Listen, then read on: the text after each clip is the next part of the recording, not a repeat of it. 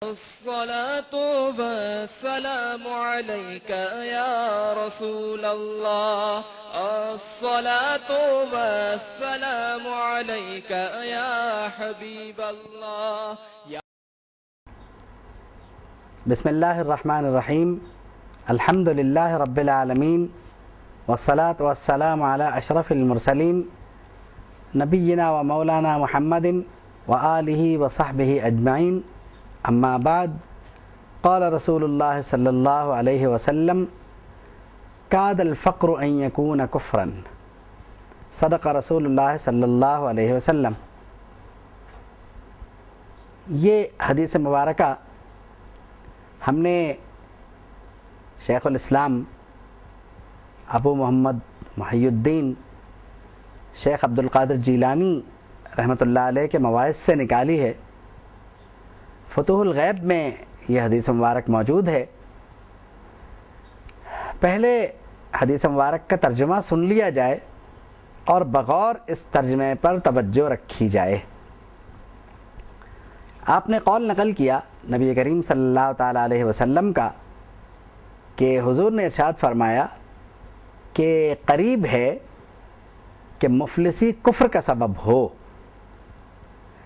یہ بات ذہن میں رکھیے گا کیونکہ ترجمہ اس کا اسی طرح کیا جائے تو بہتر ہے. اگر عصا کا لفظ نہ ہوتا تو بہت سارے اور ترجمے اس کے ہو سکتے تھے. مثلا عصا کا لفظ ارشاد نہ فرمایا جاتا تو کچھ ترجمہ یوں کرتے لوگ کہ مفلسی کفر ہے، لیکن چونکہ عصا کا لفظ موجود ہے تو قریب ہے کہ مفلسی کفر کا سبب ہو. اب اس قریب ہے کو اگر بہت آسانی سے ہم ٹرانسلیٹ کرنا چاہیں تو اس کا مطلب ہوگا کہ ممکن ہے کہ مفلسی کفر کا سبب ہو. یعنی مفلسی بذات خود کفر کا سبب نہیں ہے، بلکہ کفر کا سبب ہو سکتی ہے. کیونکہ اگر یہ مان لیا جائے کہ معاذ اللہ مفلسی کفر کا سبب ہے تو پھر تو ایک بڑی عجیب بات ہو جائے گی کہ صاحب پھر اللہ تعالیٰ کی طرف سے غربت آتی کیوں ہے؟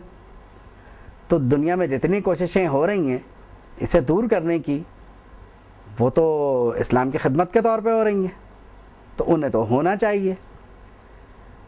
تو یہ جو ایک مسئلہ پیدا ہوگا اس سے قطع نظر مفلسی یا غربت جو ہے یہ ایک طرح سے آپ یوں کہہ لیجئے کہ انسان کے فطری حالات میں اتار چڑھاؤ آتا رہتا ہے. تو اب چڑھاؤ سے پہلے اتار یا اتار سے پہلے چڑھاؤ یہ ممکن تو ہے، کیونکہ کوئی بھی انسان سدا ایک ماحول میں کبھی نہیں رہ سکتا اور نہ رہتا ہے.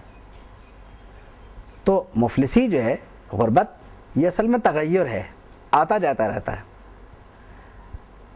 مسئلہ یہ ہے کہ بہت سے ذہن یہ سن کے بڑے چوکنے ہو جائیں گے کہ یہ مفلسی جو ہے وہ کفر کا سبب کیوں ہے، اور اگر ہے تو پھر تو ہمیں اس سے دور کر دینا چاہیے، دور کرنا چاہیے اور دور کرنے کی کوششیں کرنی چاہیے.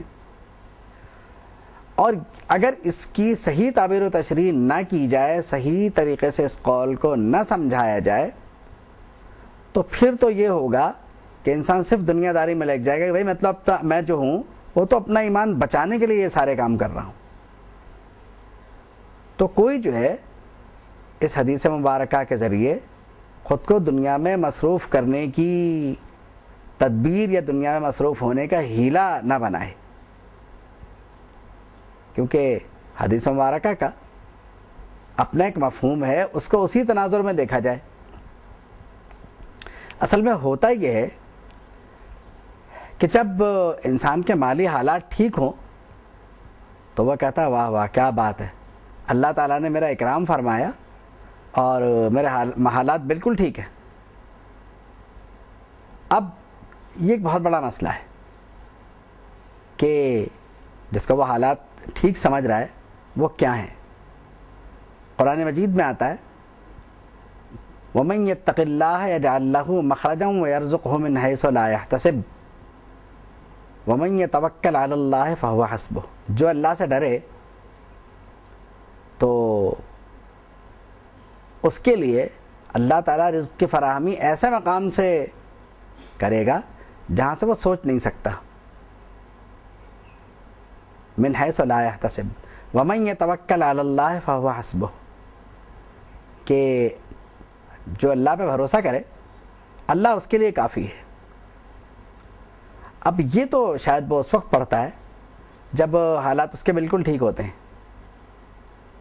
اور جب حالات خراب ہو جائیں تو پھر کچھ اور بکنے لگتا ہو. بات یہ ہے کہ انسان کے حالات اچھے ہوں تو وہ سمجھتا ہے میرے اعمال اچھے ہیں، اور اس کے حالات خراب ہو جائیں تو بڑی مشکل سے سوچتا ہے کہ میرے اعمال خراب ہیں. دیکھیے یہ جو دو چیزیں انسان کی شخصیت میں یہ بڑے کمال کی ہیں اور بڑی عجیب و غریب ہیں، کہ جب آپ کے حالات اچھے ہیں، مالی حالات، تو آپ نے سوچا ارے میرے اعمال بہت اچھے ہیں، اللہ کے بارگاہ میں قبول ہو رہے ہیں، صلہ بھی مل رہا ہے. اور جہاں تھوڑے سے آپ کے حالات خراب ہوئے تو آپ نے سوچنا شروع کر دیا کہ میرے عمل تو اچھے ہیں، پھر میرے ساتھ ایسا کیوں ہو رہا ہے. بات یہ ہے کہ جو چیز آپ کی قسمت میں نہیں ہے وہ آپ کو نہیں ملے گی، اور جو آپ کی قسمت میں ہے وہ آپ کو مل کے رہے گی. تو عمل کی بجائے اگر آپ یہ سوچیں کہ اگر میرے حالات اچھے ہیں تو اس کے فضل کی وجہ سے ہیں، اور اگر میرے حالات خراب ہیں تو میرے عمل کی وجہ سے، تو شاید معاملہ دوسرا ہو جائے گا. لیکن آپ نے سوچا نہیں، میرے حالات اچھے ہیں تو میرے عمل کی وجہ سے، اور خراب ہیں تو معاذ اللہ وہ اللہ کی طرف سے، مطلب میرا عمل ابھی بھی اچھا ہی ہے. بات یہ ہے کہ جو یہ سوچتا ہے کہ ہر حال میں اس کا عمل اچھا ہے، پتہ نہیں اس کے عمل کی تعریف کیا ہوگی، وہ کیا تعریف کر رہا ہوگا، عمل کی تعریف اس کی نظر میں کیا ہوگی اور وہ کیا تعریف کر رہا ہے یہ تو اسی کو معلوم ہے. لیکن یہ بھی تو طے ہے کہ اگر اچھے حالات میں آپ نے وقت گزار لیا تو برے حالات میں صبر کیوں نہیں کیا. تو اصل میں بات یہ ہے کہ سارا معاملہ ہے بے صبری کا. آپ یہ بھی تو سوچ سکتے ہیں کہ میرے حالات اچھے تھے تو بھی میری آزمائش تھی، مجھے دے کے آزمایا گیا، اور اب اگر میرے حالات خراب ہیں تو وہ میرے عمل کی وجہ سے ہیں، یا یہ بھی میری آزمائش ہے اور مجھے اس کا اجر ملے گا. اور پھر ایک بات اور ہے کہ آپ اگر غور کریں کبھی زندگی پر، تو اگر ایک آدمی کے حالات 60-70 برس اچھے رہے تو اس کے بعد جو اس کی زندگی ہے وہ 15-20 سال کی یا 10 سال کی اگر ہے تو زیادہ وقت تو اس نے اچھا گزار لیا، برا وقت تو بہت کم گزرے گا. یہ کوئی نہیں سوچتا. بچے، ان کے بچوں کے بچے، پتہ نہیں کیا کیا. تو جو کام اللہ رب العالمین کا ہے وہ آپ اپنے ذمے کیوں لے رہے ہیں؟ آپ تو اپنا وقت گزاریے، کیونکہ قرآن کی آیت ہر وقت آپ کے ذہن میں ہونی چاہیے جو شیخ نے اپنے مواعظ میں نقل کی، وَمَن يَتَوَكَّلْ عَلَى اللَّهِ فَهُوَ حَسْبُهُ، جو اللہ پہ بھروسہ کرے اللہ اس کے لیے کافی ہے. کیونکہ اللہ پہ بھروسہ ہو جائے تو سب مل جائے گا، اس پہ بھروسہ نہ رہے تو کچھ نہیں ملے گا. بات یہ کبھی کبھی اگر آپ غور کریں کہ حیوانات کے رزق کی فراہمی کیسے ہوتی ہے، وہ تو کما بھی نہیں سکتے اور کچھ اور بھی نہیں کر سکتے، تو انہیں ایسے مقامات پر کون پہنچاتا ہے جہاں پر ان کے لیے رزق موجود ہو. دیکھیں نا، دن کو وہ اپنے گھونسلوں سے ادھر ادھر سے خالی پیٹ نکلتے ہیں، اور شام کو جب اپنے گھونسلوں کی طرف یا مختلف مقامات پہ وہ جانور آتے ہیں تو ان کے پیٹ بھرے ہوئے ہوتے ہیں. تو انہوں نے تو ساری زندگی کیا، جو پورا دن آج کا گزارا وہ بھی کہیں ملازمت میں نہیں گزارا، پھر بھی ان کو سب کچھ مل گیا.